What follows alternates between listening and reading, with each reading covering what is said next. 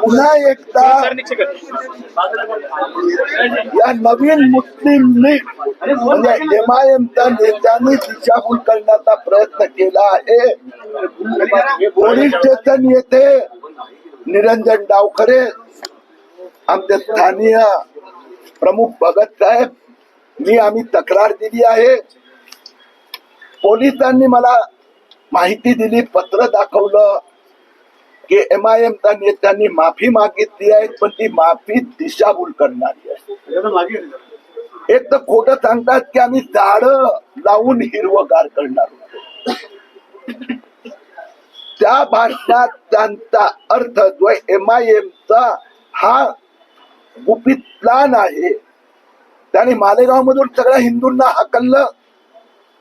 मानखुर्द मध्ये 100% मुस्लिम झाले। आता मुंब्रामध्ये 80% मुस्लिम, 20% हिंदू आहेत। त्या 20% हिंदूंना धमकी दिली होती। आता त्यांनी माफी मागितली, पण अशी माफी आम्हाला मान्य नाही की इतर धर्मियांचा भावना। मी पोलिसांना सांगितलं आहे, हिंदूंना धमकी दिली आहे, त्यांच्यावर कारवाई करावीच लागणार। मुंबईमध्ये जातीय सलोखा बिघडतो असं चित्र दिसतंय का? मुंब्रामध्ये जातीय सलोख्यासारखं राहिलंच नाही। त्यांनी हिंदूंना हाकलून काढलंय, धमक्या देऊन, मारून, त्यांनी जमीन बळकावून, एका बाजूला लव जिहाद, दुसऱ्या बाजूला लँड जिहाद, तिसऱ्या बाजूला वोट जिहाद, आणि उरलेला जिहाद आता 5 वर्षात पूर्ण करू। त्यांचं एक नॅशनल चित्र आहे।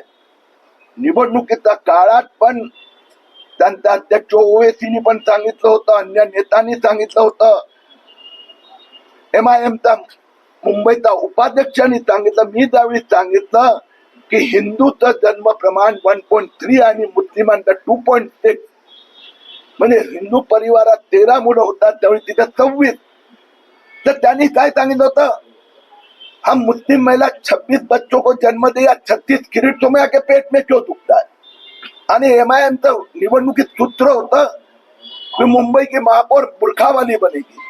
म्हणून हे त्यांचं लक्ष आहे की मुंब्रा मधलं उरलेले 20% हिंदूंना हाकलायचं आणि नंतर मुंबईला मुस्लिम मुंबई बनवायचं। असं जरी असलं तरी अमरावतीमध्ये पाहिलं तर भाजप आणि MIM एकत्र असल्याचे दिसतंय, असं MIMचा सोबत कुठे MIM म्हणजे नवीन मुस्लिम लीग, त्यांच्या बरोबर कुठे जाण्याचा प्रश्न नाही।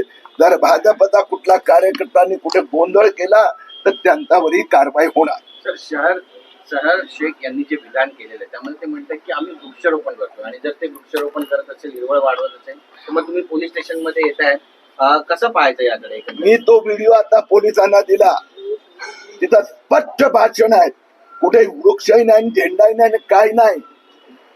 या अल्लाह इंशाअल्लाह हम अगले 5 साल में पूरे मुंब्रा को हरा रंग से भर देंगे।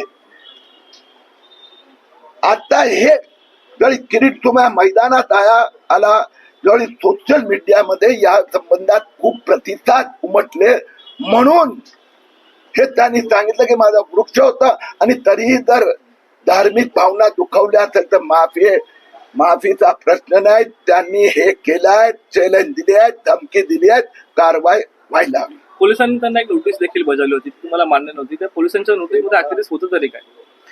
पोलिसांची नोटीस आणि आलेलं उत्तर मी वाचलं, पोलिसांनी मला दाखवलं। त्यात अर्थात परत एकदा मस्ती करायचा प्रयत्न केला। आम्ही झाडं लावण्यासाठी म्हटलो होतो, पण तरीही जर इतर धर्मियांचा भावना दुखावल्या असेल तर मी माफी मागतो, असं नाही चालत। जितेंद्र आव्हाड इथले आमदार आहेत, त्यांच्या बाबतचे सुद्धा जे व्हिडिओ आहेत ते सध्या व्हायरल होत आहे, कसं पाहता येतं? जितेंद्र आव्हाड आणि MIMचं जर राजनैतिक भाषण असेल, भांडण असेल, ते राजनीतिक पद्धतीने पॉलिटिकल सिस्टम प्रमाणे त्यांनी आपसात निपटावं।